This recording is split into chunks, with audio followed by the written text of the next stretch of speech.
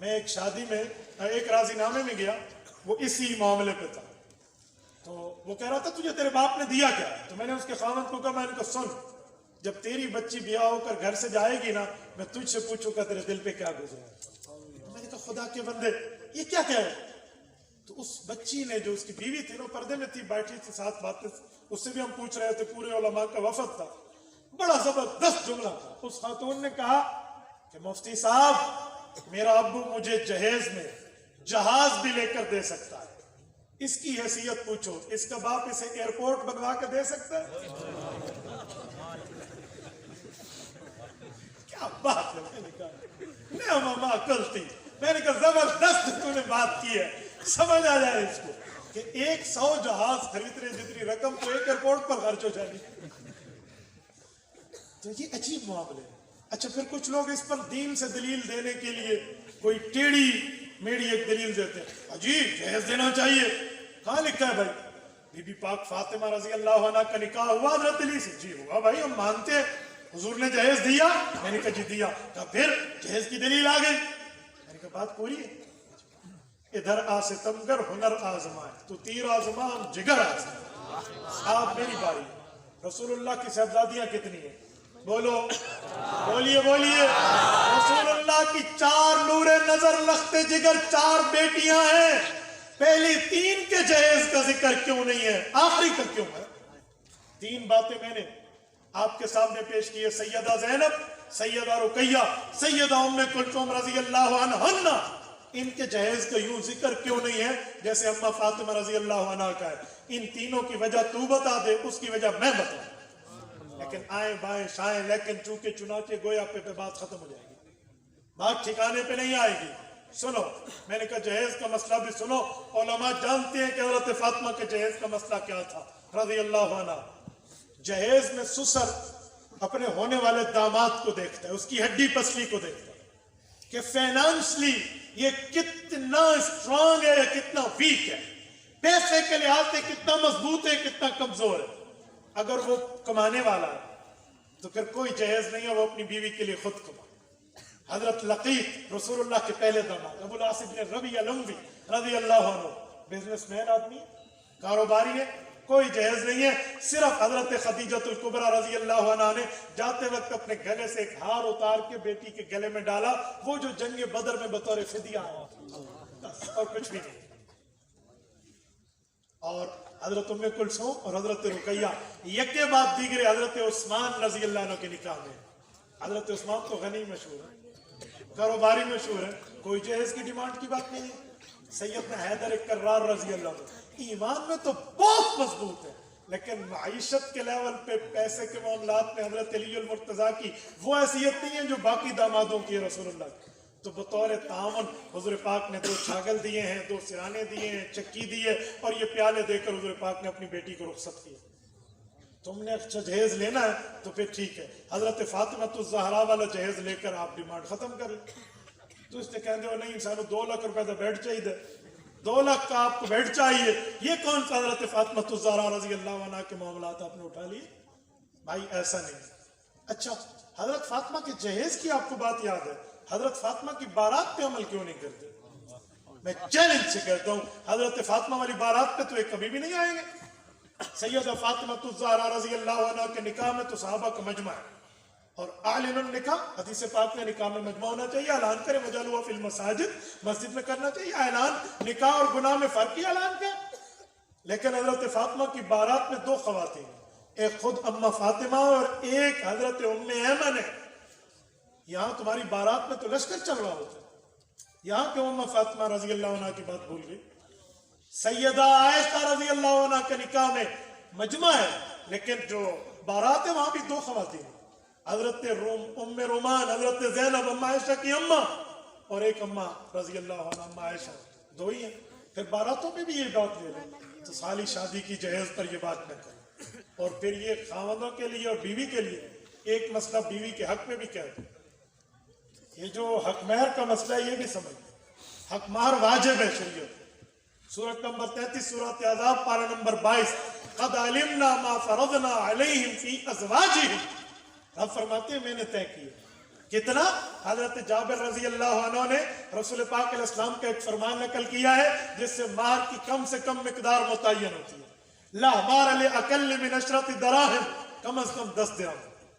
10 दिरहम Dubai वाले नहीं, रसूलुल्लाह के दौर के चांदी वाले सल्लल्लाहु अलैहि वसल्लम, तो कम से कम मिकदार 5000 से ऊपर बन जाए। मौजूदा दौर में अब तो तब्दीली नहीं तबाही आ चुकी है ना, अब तो महंगाई का मामला। मैं तो जलसों में क्या करता हूँ, तब्दीली के मामलात वालों में कहता हूँ, कोई एक मजमे में खड़ा हो जो कहे मैं 64 रुपए पेट्रोल पे खुश नहीं था, 150 रुपए पेट्रोल लीटर पे खुश हूँ, खड़ा हो जाए, जरा हमें अपनी शक्ल की जियारत करें। तो अब तो तबाही फिर गई है ना, तब्दीली वाला मामला तो नहीं है। तो अब जो चांदी कहाँ तक पहुंची हुई है जरा अंदाजा लगा लें, तो ये हकमार है। और हकमार लोग क्या करते हैं, खाली लिखते हैं। हजरत मैंने एक निकाह में एक जगह बयान किया, एक बुजुर्ग बैठे थे, मुझे कहते हैं मौलवी साहब सच्ची मुच्ची देना पड़ना, सच्ची मुच्ची देना पड़ता है? मैंने कहा जी। कहते मैं तो समझे सिर्फ लिख पढ़ के लिख लेंगे। तो उनके बेटे बैठे थे, उसने कहा अब्बा जी ये मेरे तो लायल है, अम्मा नु दे जी, मेरे तो लायल है, मुझसे ले ले आपको, अम्मी को दे दे। उसने कहा तो ये हाल है भाई। उस्ताद जी बैठे, मैं बात कर रहा हूं, अगर बंदा फौत हो गया और बीवी को अपमार न दिया तो फिर कुरान करीम कहते हैं मिन बाद वसीयती यूसी बिहा औ दईन, पहले मिरास से अखबार निकाला जाएगा, बाद में मिरास तकसीम होगा। ठीक है। और इस पर मैं एक बात मजीद भी आपकी खिदमत में करूं, हकमार लोग माफ कराते हैं तो माफ हो जाता है। एक बात जहन में रखिए, हकमार माफ हो जाता है। कैसे होता है आजकल? क्या माफ कर दो जी, माफ कर दो, माफ माफ माफ माफ, यूं माफ नहीं है। उसे उसके पता तो हो मैं कितनी मिल्कियत की मालिक हूं और मैं माफ कर रही हूं, ये तो पता हो, ये कोई पता नहीं है और ऐसी माफी की बात कर देते हैं। माफी का तरीका ये है, हक मार लो, सोना है, चांदी है, नकदी है, रुकूम है, नकूद है, जो भी है, उठाकर बीवी की झोली में डाल दे। उसे कहे अल्लाह रसूल की तरफ से तेरा हक है, तू इसकी मालिका काबिजा है, तू चाहे जला दे, चाहे किसी को दे दे, चाहे अपने पास रख, चाहे खर्च कर दे, अब लौटा दे तो माफ हो जाएगा। एक मियाँ मुझे कहने लगा मौलवी साहब अगर मैं यूं कहूंगा फिर तो उसने नहीं देना। तो मैंने कहा फिर तू माफ क्यों कराता फिर रहा? तो भाई इसीलिए इस मामले को भी आप देखें। पूरी हो गई बात। अल्लाह ताला आपको खुश खुरम रखे, दीन इस्लाम पे हमें अमल की तौफीक अता फरमाए। हमारे स्टेज पर सना खान मुस्तफ़ा, हजरत मौलाना उस्मान कसूरी दामत बरकातुहुम और फ़ख्र सादात शमसुल कुर्रा हजरत मौलाना सैयद अनवार हसन शाह साहब दामत बरकातुहुम तशरीफ लाए हैं। मैं बस ये मुख्तसर सी बात करके मैं आई किन हजरात के हवाले कर रहा हूँ। सवाल है कि कुछ लोग कहते हैं कि मौलवी का सियासत में क्या काम? भाई ये तो यही है जो कोई पूछे कि मौलवी का मुसल्ला इमामत पे क्या काम, मौलवी का मिंबर खिताबत पे क्या काम? तो भाई जैसे मिंबर रसूलुल्लाह की विरासत है, जैसे मुसल्ला रसूलुल्लाह की विरासत है, वैसे ही सियासत इस्लामी भी रसूलुल्लाह की विरासत। सही बुखारी जिल्द अव्वल किताबुल अंबिया, हजरत इमाम बुखारी रहमतुल्लाह रिवायत लाए हजरत अबू हुरैरा रज़ी अल्लाह के वास्ते से, अल्लाह के रसूल ने फरमाया कानत बनु इसराइल तसूसुहुमुल अंबिया कुल्लमा हलक नबियुन खलफहु नबी व इन्नहु ला नबिय्य बादी फसयकूनु बादी खुलफा फयक्सुरून। तो लोगों अंबिया आते थे, वो नबी भी होते, सियासतदान भी होते, मैं आखिरी नबी हूँ, मेरे बाद जो मेरे नायब आएंगे वो इस काम को संभालेंगे और कसरत से आएंगे। तो जैसे मौलवी मुसल्ले में हुजूर का वारिस, मिंबर में हुजूर का वारिस, इमामत और खिताबत में हुजूर का वारिस, तो सियासत में भी हुजूर का वारिस। ये तो ऐसे है, कल कोई कहे भाई हम सरगोदा गए, हमने देखा रेल पटड़ी पर जा रही थी, तो राणा जी कहेंगे कि रेल पटड़ी पर ही जाएगी, भाई मोटरवे पे तो रेल नहीं जाएगी। तो भाई मौलवी मिंबर पे सियासत करेगा और मिंबर को सियासत के तौर पे इस्तेमाल करेगा, मिंबर को, मुसल्ला को, मस्जिद को, मदरसे को सियासत के लिए इस्तेमाल करेगा।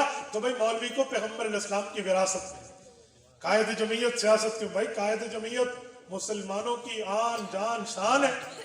कराची ता खैबर कोई एक शेखुल हदीस नहीं है, कराची ता खैबर कोई एक मुफ्ती नहीं है, कराची ता खैबर कोई एक खानका का शेख तरीकत नहीं है जिनका इन पर एतमाद नहीं। खानकाएं इनके साथ, मदारिस इनके साथ, मसाजिद इनके साथ, उलमा इनके साथ। तो भाई जो अवाम है उनको भी इन्हीं के साथ चलना चाहिए। और उजली सियासत हमारे सूबे में तो 8 साल हो गए मौजूदा तबाही की हुकूमत को, जुर्रत नहीं है कि हमारे कायद पर एक टेडी की करप्शन साबित कर दे। वक्त के वजीर आजम को और सदर को तो है ही नहीं, वक्त के वज़राए आज़म और सदूर को तो तुम अदालत ला सकते हो, इस मौलवी के सामने आओ ना, ये अब्बा जी ने दोनों दसना है, इसके सामने कोई नहीं आएगा। इससे बड़ी और सआदत क्या होगी? और फिर मानते फिर रहे कि वाकई माली करप्शन के मामलात यहाँ नहीं है, तो वल फज़्लु मा शहिदत बिहिल आदा। मुनाजरे का कुरान और हदीस से सबूत और अकाबिर का तर्ज, वजादिलहुम बिल्लती ही अहसन, कुरान करीम में है। हजरत इमाम नसफी रहमहुल्लाह तफसीर मदारिक में लिखते हैं, जादिलहुम ऐ नाज़िरहुम हाज़ा रद्दुन अला मन यक़बल मुनाज़रत फ़िद्दीन। फरमाया रब ने वजादिलहुम बिल्लती अहसन, मुनाजरे का हुक्म दे के उन पर रद्द किया है जो कहते हैं मुनाजरे का दीन में कोई ताल्लुक नहीं। तो ये कुरान करीम की आयत है, ठीक है। और मुनाजिर तो अंबिया होते हैं। अलम तर अलल्लज़ी हाज्ज इब्राहीम फ़ी रब्बिही अन आताहुल्लाहुल मुल्क, ये हाज्जा क्या है? तो ये मुनाजिरा है। तो मुनाजरा अंबिया की मीरास है। और हमारे अकाबिर का तर्ज, हाँ ये तर्ज है। हकीम उल उम्मत हजरत थानवी रहमहुल्लाह खिलाफत के इअता में, हजरत उस्ताद मोहतरम बैठे, मैं इनकी मौजूदगी में बात कर रहा हूँ, मेरे पाँव रेत की दीवार पे नहीं, ओद से वजनी चट्टान पे। हकीम उल उम्मत खिलाफत के देने में बहुत मोहतात होते थे, लेकिन इब्न शेर खुदा हजरत मौलाना मुर्तजा हसन चांदपुरी मुनाज़िर इस्लाम है, उनको हजरत ने खिलाफत की खिलत से सरफराज फरमाया। आप कैसे कहते हैं इल्म मुनाज़रे का मामला या नहीं? हमारे अकाब भाई मुनाज़रा है, लेकिन मुनाज़रे को यूं बदनाम कर दिया गया है जैसे आजकल जिहाद को दहशतगर्दी से जोड़ दिया गया। तो दहशतगर्दी और है, जिहाद और है, इसी तरह मुनाज़रा और है और फसाद और है। हकीम उल उम्मत हजरत थानवी को किसी ने कहा कि नमाजी जूते चोर आ गए, फरमाया लफ्ज बदलो, जूते चोरों ने नमाजियों की शक्ल बना ली। तो हमारे अकाबिर के मामलात से बिल्कुल साबित है। मैं एक मदरसे में गया, हजरत उस्ताद एक ने कहा कि आप मुनाज़रे को पढ़ाते हैं। हजरत उस्ताद मोहतरम के मरकज की तरफ इशारा करके कहा कि आप पढ़ाते हैं, हमारे अकाबिर में तो तर्ज नहीं था। मैंने कहा दारुल देवबंद में तखस्सुस इफ्ता भी नहीं था, तखस्सुस हदीस भी नहीं था, तखस्सुस तफसीर के मामलात नहीं थे, दौर हदीस में बात पूरी हो जाती थी। ये आपने क्यों किया? ये तखस्सुसात मुफ्ती कोर्स अलहदा क्यों है? कहते हैं वक्त की जरूरत है। मैंने कहा जवाब आपने दे दिया, कॉपी पेस्ट कर लिया, ये भी वक्त की जरूरत है। अवाम से वादा लें कि बाकी प्रोग्राम सुन के जाएंगे। भाई प्रोग्राम तो अभी जारी है, आप सुन के जाएंगे ना? सारे कहें नजरात में पर्ची दी है, तो इसीलिए मैं वादा तो लेने लगा। हजरत शादी के मौके पर न्योता दिया जाता है, इसका हुक्म। न्योता किसे कहते हैं? वो जो सलामी लिखते हैं। हाँ।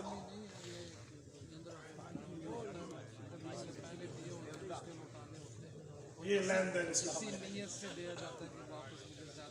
नहीं, ये कोई इस्लाम की लेन देन का मामला नहीं है।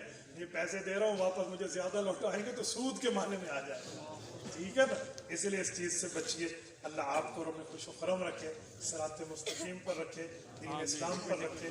अल्लाह हमारे इन दो शहजाद जान की आवाज़ में बरक़ात अता फरमाए। रब्बे करीम हज़रत उस्ताद जी की सेहत में, ज़िंदगी में बरक़ात अता फरमाए। अल्लाह पाक भाई हम्माद के निकाह को कबूल फरमाए। अक़ूलु क़ौली हाज़ा व अस्तग़फ़िरुल्लाह व आख़िरु दअवाना अल्हम्दुलिल्लाह।